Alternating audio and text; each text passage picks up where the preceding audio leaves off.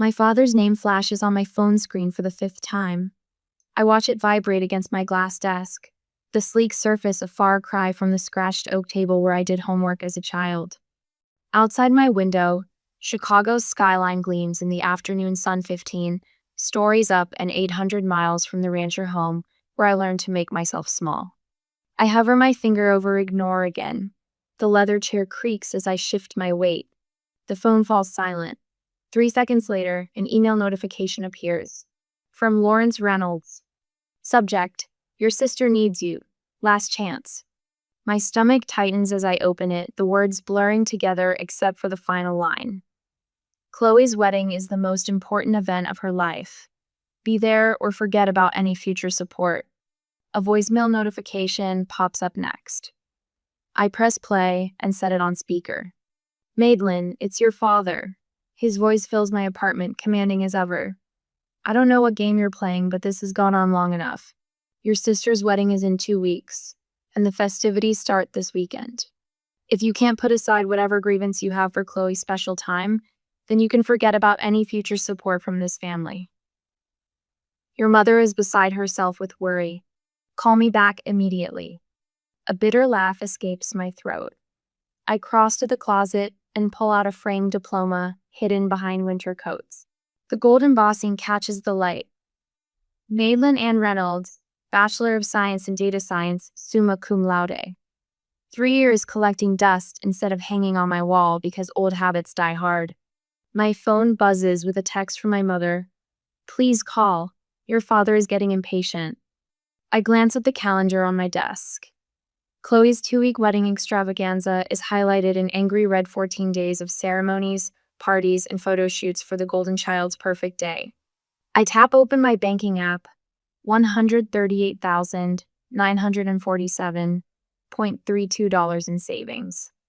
More than enough to never need their support again. They just don't know it yet. A memory surfaces 3rd grade, clutching my report card with 5 perfect as. Mom at the kitchen table, nodding without looking up from her magazine. That's nice, honey. That same night, the living room erupting in cheers for Chloe's participation ribbon from the school play. Did you see how she projected her voice? She was the best one up there. Dad's face glowing with pride while I sat invisible on the stairs. The science fair my sophomore year. The blue ribbon I won for analyzing local water quality. The empty chairs where my parents should have been, they'd gone to Chloe's soccer game instead. She'd scored 1 goal and they talked about it for weeks. Principal Williams handed me my award. Your parents must be so proud. I nodded, the hollow feeling in my chest already familiar. Then senior year, the thick acceptance package from the University of Chicago. My hands trembling as I read the scholarship offer. Chicago? Mom's forehead creased with concern. That's so far away. Chloe might feel inferior if you go there when she's just attending community college. Dad didn't even look up from his newspaper. We've discussed this. You're staying local. End of story. The quiet negotiation that followed. I could live in the dorms at State, just 20 minutes away. For quiet study, I'd argued. They agreed, believing I'd surrendered. 2 weeks later, I boarded a bus to Chicago with everything I owned in 2 suitcases, leaving a carefully crafted paper trail of community college registration and a fake dorm assignment. The calculated risk of my first real independence. Now I stand before my bathroom mirror, no longer the invisible daughter. My reflection shows someone they wouldn't recognize confident, successful, unburdened by the need for their approval. I return to my desk and trace my fingers over my name on the diploma. Madelyn Ann Reynolds, product analyst, 6-figure salary, invisible no more. My laptop screen glows as I open the airline website. My fingers move decisively across the keyboard, booking a first-class ticket home. Time they finally see me, I whisper to my reflection in the darkened screen.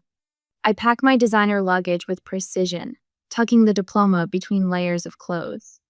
A gentle smile spreads across my face as I imagine their expressions when they finally learn who I've become. Have you ever had to hide your success from those who should have celebrated it most? What would you do if your family only valued you when they needed something from you? My homecoming is about to teach them a lesson they never expected. The rental car crunches over familiar gravel.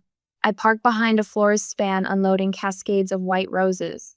My childhood home has transformed into something from a bridal magazine, with ivory fabric swags draped across the porch railings. My mother opens the door before I knock. Her hair is colored a precise shade of honey blonde, not a strand out of place. Madelyn, finally. Her hug feels like a performance, too stiff and too brief. Decided to support your sister, I see. Inside, the house smells of vanilla candles and fresh paint. Wedding planning has turned every surface into a staging area. My father emerges from his study, reading glasses perched on his nose. He doesn't hug me, just nods over a clipboard. Good, you're here. The programs need to be folded and these guest welcome bags assembled. He thrusts the clipboard into my hands. Chloe needs these done by 4. I just walked in the door, Dad. And now you have something useful to do. Chloe appears at the top of the stairs, phone pressed to her ear.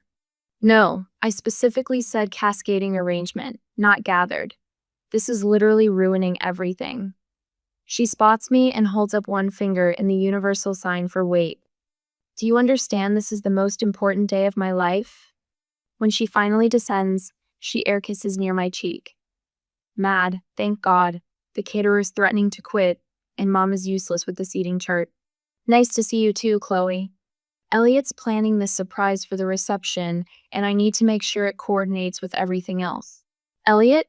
I set down my bag. Her fiancé, my mother supplies. You'll meet him at dinner. He's absolutely wonderful. Such a brilliant investor. Crypto millionaire, Chloe corrects with obvious pride. Elliot Brady arrives at precisely 6:30, carrying an expensive bottle of wine and wearing a smile that doesn't quite reach his eyes. He's taller than I expected, with the kind of clean-cut handsomeness that belongs in commercials for luxury watches. The mysterious sister finally appears. He grips my hand too firmly. Chloe said you were some kind of computer genius hiding away in the big city. Product analyst, I correct. Sounds intense. He winks. I've got some friends developing an AI trading platform, revolutionary stuff. We should talk shop sometime. During dinner, Elliot dominates with tales of crypto investments and exclusive opportunities. My father hangs on every word. So which exchanges do you primarily trade on? I ask, during a rare pause. Elliot's smile freezes momentarily. Oh, a mix. Mostly private platforms, exclusive access through my network. Fascinating. And your company's based where? We're decentralized, he replies smoothly. The beauty of blockchain, right? I've got partners in Singapore, Zurich, Dubai. My father shoots me a warning look. Madelyn, not everyone wants to discuss business at dinner. Later, searching for wedding programs in my father's study, I stumble across refinancing paperwork for the house, dated 3 weeks ago. The property I grew up in, which had been nearly paid off, now carries a sizable new mortgage. Voices drift from the adjacent dining room. Lawrence, are you sure about this second mortgage? My mother's worried tone freezes me in place. That's everything from my inheritance, too. Helen, Elliot has guaranteed 20% returns minimum. But $115,000 is... You wouldn't understand investments like these. My father cuts her off. This is what building real wealth looks like. I lean against the wall, my analyst brain calculating risk factors. Second mortgage, family savings, inheritance, all flowing toward Elliot's vague investment opportunity. He's a fraud. Aunt Helen's voice is barely above a whisper as we stand in the back garden, supposedly admiring her contributions to the wedding flowers. You see it too? I ask. She nods, her gray eyes so similar to mine sharp with concern. Your father won't listen to me. Started talking about how I've always been jealous of his success.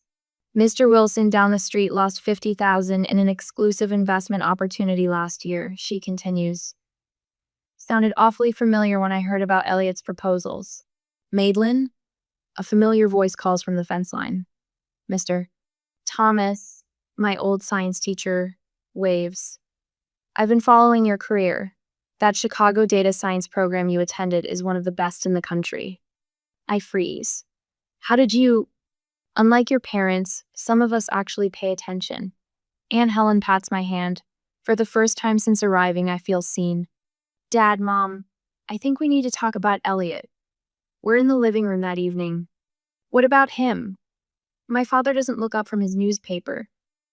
I've noticed some inconsistencies in his business claims. The way he describes his investments doesn't align with how crypto markets actually function. My mother sighs dramatically. Honestly, Madelyn, you've always been jealous of your sister's happiness. This isn't about jealousy. His investment claims don't make mathematical sense. My father finally looks at me, his expression hardening. You don't understand business at this level, Madelyn. Not everything fits into your little spreadsheets. The front door opens, and Chloe enters with Elliot. She immediately senses the tension. What's going on? Your sister has concerns about Elliot's business. Chloe's face crumples. Are you serious? You show up after 3 years and immediately try to ruin the only good thing in my life? Elliot places a protective arm around her. It's okay, babe. Some people just don't understand innovation. I look at their faces defensive, dismissive, deluded, and realize I've miscalculated. They don't want the truth. They want the comfortable fiction that makes Chloe special and Elliot a prince. The invisible daughter sees everything, but no one wants to look. When you see loved ones heading for disaster, how far should you go to protect them from themselves? Would you risk further rejection to save family who never appreciated you? I tuck myself into the corner booth at Rosie's coffee shop, the same spot where I studied calculus during high school. The vinyl seat squeaks beneath me, familiar yet foreign now. My laptop screen glows with open tabs, business registries, investment forums, social media profiles. 3 previous identities stare back at me.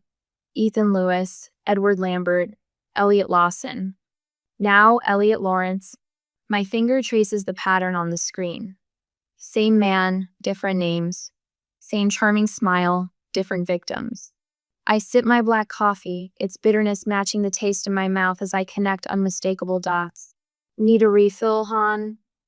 Margie, the same waitress from my teenage years, appears at my elbow. Her eyes widen as she studies my screen. My cousin lost everything to a man who looked just like that. Called himself Edward something. My stomach tightens. Lambert? That's it. She sets the coffee pot down. Investment scheme. Left town right before the wedding. Broke her heart and emptied her savings. I pull up another browser window. Margie, would she talk to me? A woman in her 50s sits across from me 2 hours later, hands trembling around her mug. I thought I was special, Karen whispers. He made me feel chosen. My sister thinks the same thing. Karen slides a folder across the table. Pictures, bank statements, police reports that went nowhere. Her jaw tightens. He disappeared 3 days before our wedding, along with $60,000 and my mother's heirloom ring. The photographs confirm what I already know.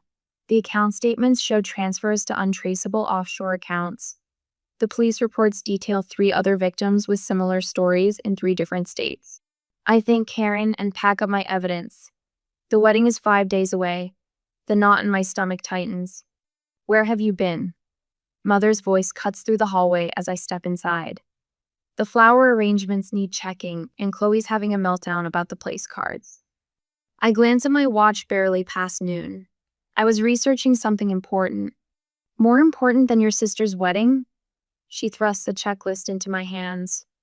Your father noticed your attitude problem. He says you've barely helped at all. A familiar weight settles on my shoulders. The invisible daughter, now visible only for criticism. I find Chloe in the dining room, surrounded by sample table settings and crumpled tissues. The calligrapher messed up the font. She glares at me through mascara-smudged eyes. Where were you? I've been texting for hours. I check my phone.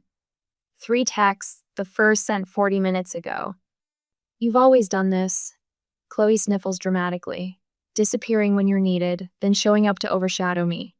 The accusation lands with practiced precision. For 23 years, my existence has somehow both fallen short and been too much. I'm trying to help you, Chloe. By avoiding wedding preparations, by questioning Elliot's business. Her voice rises. You can't stand that I found someone amazing while you're alone in Chicago doing whatever boring job pays your bills. I bite back the truth about my boring job that pays twice what she's ever earned. Instead, I pick up a place card and examine the allegedly wrong font. I can call the calligrapher, I offer. Dad already did. Chloe dabs her eyes. At least he supports me. The living room falls silent as I finish presenting my evidence.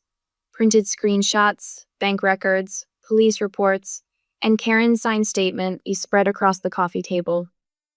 My parents sit stunned on the sofa. Chloe perches on the armchair, face pale. Elliot stands by the fireplace, his expression carefully composed. This is clearly a case of mistaken identity. His smile doesn't reach his eyes. I have a common face. People mix me up all the time. 3 different women in 3 different states. I keep my voice steady.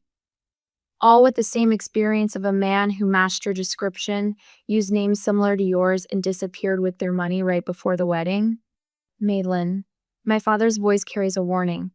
This is absurd. Dad, look at the pictures. I push a photo toward him.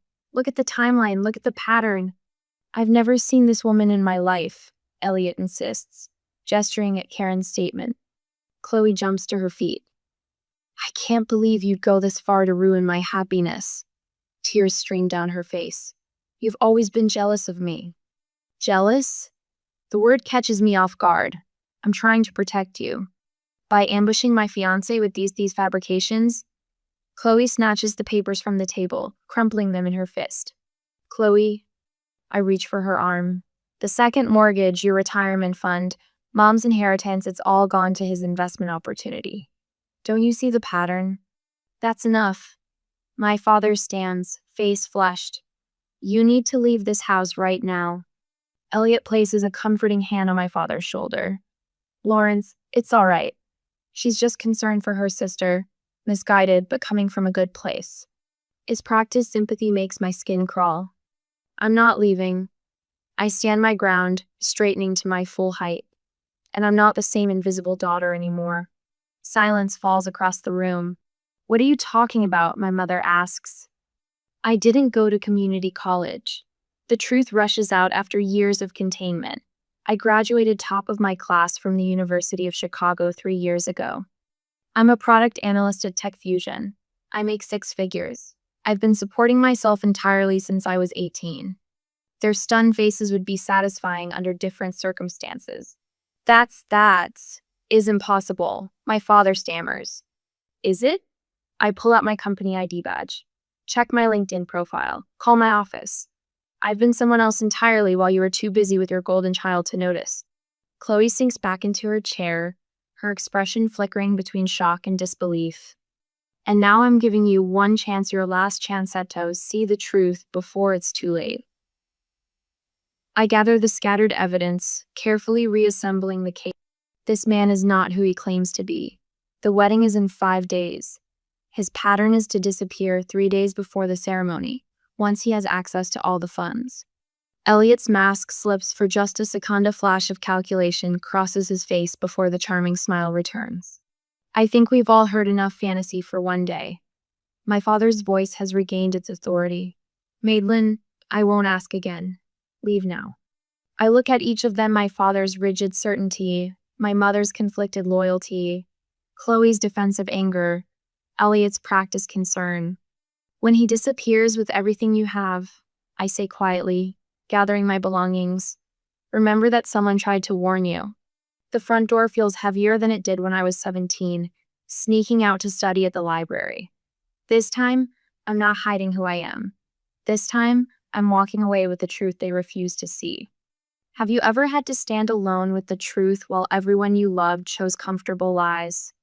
What would you do if you were me? Walk away, or fight harder for a family that refused to listen? My next decision will change everything. My phone won't stop buzzing. I set it face down on my kitchen counter and pour another cup of coffee, watching the steam rise in the morning light of my Chicago apartment. 2 days before Chloe's wedding, and the notifications have evolved from demanding to desperate. I flip the phone over, 17 missed calls, 23 text messages, 5 voicemails.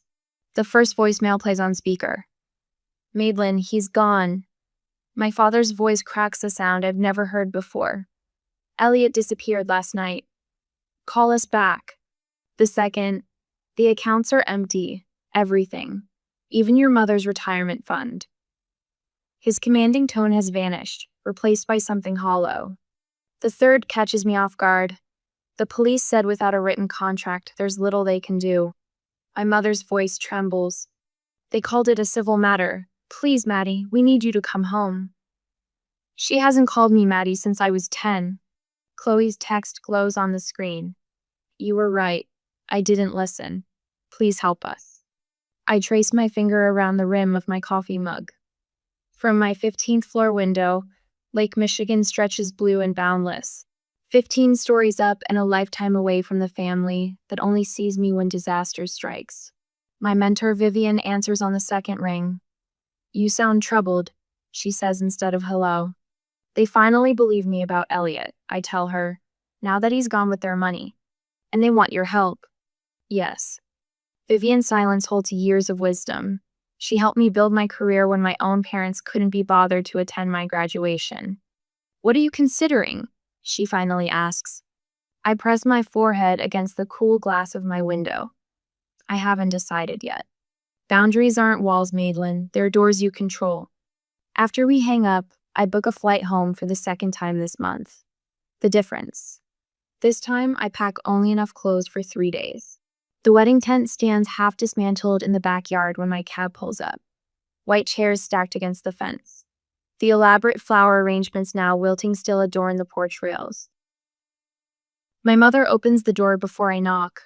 Her makeup-free face aged 5 years in 2 days. You came. Her arms hover for a hug I don't step into. My father paces the living room, phone pressed to his ear. He hangs up when he sees me. His eyes flick to my designer handbag, the watch on my wrist. We thought perhaps you might be able to help with. He clears his throat. Financial assistance. Until we sort this out. What will the Hendersons think? My mother wrings her hands. And the country club board. Your father is treasurer. Chloe sits curled on the couch, wearing sweatpants and one of my old high school t-shirts she must have found in my former bedroom. Her eyes are swollen. If you had been more supportive from the beginning, I might have listened. Her voice lacks its usual edge, but the blame lands familiar nonetheless. You were always so negative about him.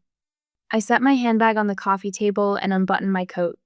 The living room feels smaller than I remember. The walls still display Chloe's dance trophies and not a single one of my academic achievements. I can help with some things, I say, my voice steady. Not all. My father straightens. Now, Madelyn, as your father, I can help you file police reports properly. I can contact my colleague who specializes in financial fraud recovery. I can connect you with a lawyer who handles cases like this. I take the points off on my fingers. I cannot replace the money you lost. The silence stretches taut between us. But, my mother starts. I earn 6 figures. I have substantial savings. And I will not sacrifice my financial security to rescue you from a situation I explicitly warned you about. My father's face reddens. This family has supported you your entire life. A laugh escapes me short. Unexpected. Did you? When? We put a roof over your head. Food on the table. That's the legal minimum, Dad. Chloe uncurls from the couch. So you're just going to abandon us? After being right? Is that what matters to you, being right? I meet her gaze steadily. What matters to me is being respected, being heard. I exhale slowly. You need me now, but you've never wanted me. There's a difference. My mother collapses into a chair. How can you be so cold? I learned from experts. The words slip out before I can catch them. For the first time, they all truly look at men through me or past me. They see the woman who built herself without their notice, who succeeded without their approval. These are my boundaries, I say quietly. I will help you navigate this legally. I will stay 3 days. I will not empty my savings account or co-sign loans. Those are my terms. My father starts to speak, stops, then tries again. When did you become this person? When you weren't looking. Is it our obligation to help family when they've treated us poorly? Or is setting boundaries an act of self-respect? What conditions would you set before helping those who only turn to you in crisis? Father paces the living room, each heavy footfall drumming his authority into the floorboards I once tiptoed across. As head of this family, I've always made decisions with everyone's best interests at heart. He stops, squares his shoulders toward me. This situation requires a united front. I sit perched on the edge of the same armchair, where I'd curl up with books as a child, trying to disappear. Not anymore. Mother wrings her hands, wedding ring clicking against her knuckles. Blood is thicker than water, Madelyn. Surely you understand that now. The familiar weight of their expectations presses down. I straighten my spine. You've always thought you were better. Chloe's voice cracks. Her mascara-streaked face bears little resemblance to the beaming bride-to-be from wedding invitations still scattered across the coffee table. Perfect Madelyn with her fancy job and big city life. I check my watch. They've been at this for 27 minutes. The coordinated pressure, the guilt, the attempt to make me fold like the paper dolls Chloe and I once played with. She got the pretty dresses. I got the torn scraps. When I was 8, I say, voice steady, I won the district spelling bee. You told me you couldn't come because Dad had an important meeting. Father's mouth opens. I raise my hand. I saw you both at Friendly's afterward, with Chloe, celebrating her participation ribbon from field day. The silence hangs thick as summer heat. 10th grade. My science project on agricultural runoff won state recognition. The ceremony was the same night as Chloe's choir concert, where she sang in the back row. You chose the concert. Mother's gaze drops to her lap. My high school graduation you left immediately after because Chloe had a date to prom and needed help with her hair. The grandfather clock ticks in the corner, marking seconds of uncomfortable truth. Christmas 2020. I got you each thoughtful gifts based on conversations we'd had that year. You gave me a generic gift card with the wrong name on it. The front door opens with a familiar creak. Aunt Helen stands framed in the doorway, clutching her purse like a shield. I saw it all. Her voice wavers but holds. Every recital you missed, every achievement you downplayed. I watched this child wilt while you fawned over her sister. Father's face flushes crimson. This is family business, Helen. I am family, my aunt says. Someone in this room needs to acknowledge what happened in this house. I rise from the chair, my full height suddenly apparent in this room, where I spent so many years trying to shrink myself. I'll help with the house. My voice fills the space I never claimed before. I'll cover the second mortgage. I'll arrange for the credit card debt to be consolidated. Their faces flash with relief, quickly hidden. But I won't help with your reputation. I won't pretend Chloe wasn't scammed by a man any decent background check would have flagged. I won't lie to the neighbors about where the money went. I meet each of their eyes in turn. I won't attend any community functions where you parade me around as the dutiful daughter who swooped in to save the day. Father's jaw clenches. You don't get to dictate terms in my house. I do when I'm the one with the means to save it. The words taste unfamiliar, powerful, certain. My assistance comes with legal protections for me. The money will be handled through formal channels with documentation. You won't have direct access to any funds. Think of it as a business transaction, not a family bailout. Mother's eyes widen. We're not some charity case, Madelyn. No, you're not. Charity doesn't come with requirements. This does. From my briefcase, I withdraw 3 copies of a document my lawyer prepared. The paper makes a crisp sound as I place them on the coffee table. This outlines the terms of my financial assistance. One-time solution, not an ongoing relationship. I'll transfer the funds to pay off the second mortgage directly to the bank. The credit card consolidation will go through a financial advisor I've selected. This is ridiculous. Father blusters, but his eyes track the papers. Second page is an acknowledgement. I tap the document. It states that for years, you consistently favored one child over the other, creating an environment of emotional neglect. Mother gasps. We would never sign such a thing. Then I'll leave, and you can explain to the bank why you can't make next month's payment.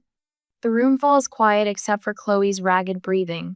Father reaches for his reading glasses with shaking hands. You've become hard. I've become honest. I remain standing. The world didn't break me, neither did you, but I won't pretend anymore. He reads silently, pen hovering above the signature line. His hand trembles. Your mother and I did our best. Your best was deeply unequal. The words emerge without anger, just truth. 10 minutes later, all 3 signatures mark the page. I text my financial advisor to proceed with the arrangements we discussed. I pull out my phone and make a call. Miss Winters, we're proceeding with Plan A. Yes, the full arrangement. I listen briefly. Thank you. The documentation has been signed. You'll receive copies within the hour. I turn to my family. Rachel Winters is a certified financial advisor who specializes in family debt restructuring. She'll contact you tomorrow to begin the process. Everything will go through her, not me. Father opens his mouth to object. This isn't negotiable, I say. She'll ensure the mortgage gets paid and creditors are handled properly. The money never touches your accounts directly. I gather my things without rush or ceremony. No tearful embraces, no promises to call soon. I hope you find peace with your choices. I straighten my jacket, check that I have everything. Aunt Helen follows me onto the porch. Will you be all right? The afternoon sun warms my face as I look at the street where I once waited for a school bus, dreaming of escape. I already am. I walk to my rental car, back straight, steps measured. The rearview mirror shows the house growing smaller, but I don't look back. Some bridges can't be rebuilt. Some shouldn't be. Sunlight streams through the bay windows of my home office, casting golden rectangles across the maple desk where I've arranged my life in neat, purposeful rows. My Chicago apartment is gone traded for this craftsman bungalow with its solid bones and history. 1 year since I walked away from the Reynolds family drama. The diploma now hangs centered on the wall. Madelyn Ann Reynolds, Bachelor of Science in Data Science, summa cum laude. No longer hidden behind winter coats, no longer a secret. My laptop chimes with an incoming video call from Layla, the 3rd student in my mentorship program for first-generation college women. Her face appears, bright with news about a scholarship interview. I used that preparation technique you taught me, she says, tucking her dark hair behind her ear. When they asked why I deserved it more than others, I didn't apologize or minimize. I told them exactly what I'd accomplished with it. And I lean forward. Her smile breaks wide. They called an hour ago. I got it. You earned it, I correct her gently. There's a difference. After the call, I step into my backyard garden. Spring has coaxed the first green shoots from soil I've amended and nurtured through seasons of patience. My fingers brush the tender leaves of tomato seedlings. These will grow strong, unlike the withered roots I left behind. The letter from my therapist, Dr. Chen, sits on the patio table. 1 year of weekly sessions documented in her precise handwriting. Patient demonstrates significant progress in establishing healthy boundaries and recognizing her inherent value, separate from family validation. Wednesday afternoons still belong to the community center where I teach financial literacy to young women. Last week, Tanya, quick-witted 17-year-old with a spark that reminds me of myself, spotted the warning signs in a pyramid scheme targeting her mother. I showed her the numbers don't add up, she told me, pride straightening her spine. My phone buzzes with Aunt Helen's monthly update. I scan the text. Dad and Mom still struggling to refinance the house. Chloe working part-time at the local bank, attending therapy twice a month. No mention of attempts to contact me directly. The boundary holds firm on both sides. The garden timer chimes. Time to prepare for tonight. The community center auditorium fills with steady applause as I walk toward the podium. The mentorship program I founded has been recognized for its impact on first-generation college students. The award feels substantial in my hands, glass and metal catching the light, solid and real. I scan the crowd as I speak. No empty chairs where parents should sit. Instead, Dr. Chen nods encouragingly from the 3rd row. My neighbor Mrs. Grayson, who brings me heirloom tomato seedlings, beams with unrestrained pride. Colleagues from work who value my analytical mind for exactly what it is. Friends who ask how I'm doing and actually wait for the answer. When I started this program, I tell the audience, I thought I was helping others find what I never had. What I discovered instead was that worth doesn't come from external validation. It grows from within, when we truly see ourselves. Back home, I open my laptop to finalize details for the Reynolds Visibility Scholarship for academically accomplished students whose achievements have been overlooked. The essay question reads, describe a time your contributions went unrecognized and how you maintained your sense of value. A notification pops up, a mail from Sasha, my first mentee. You saw me when no one else did. That changed everything. As twilight softens the edges of the day, I water my garden with methodical care. The tomato plants stand alongside peppers, zucchini, and herbs, each one chosen, planted, and tended by hands that know their own strength. The rustle of leaves in the evening breeze sounds like whispered approval. I touch the stem of a rose bush I pruned severely last fall. It's sprouting new growth, stronger than before. Some things grow stronger when cut back, I whisper, a smile tugging at my lips as I survey the life I've built, thriving, rooted, and finally, completely visible.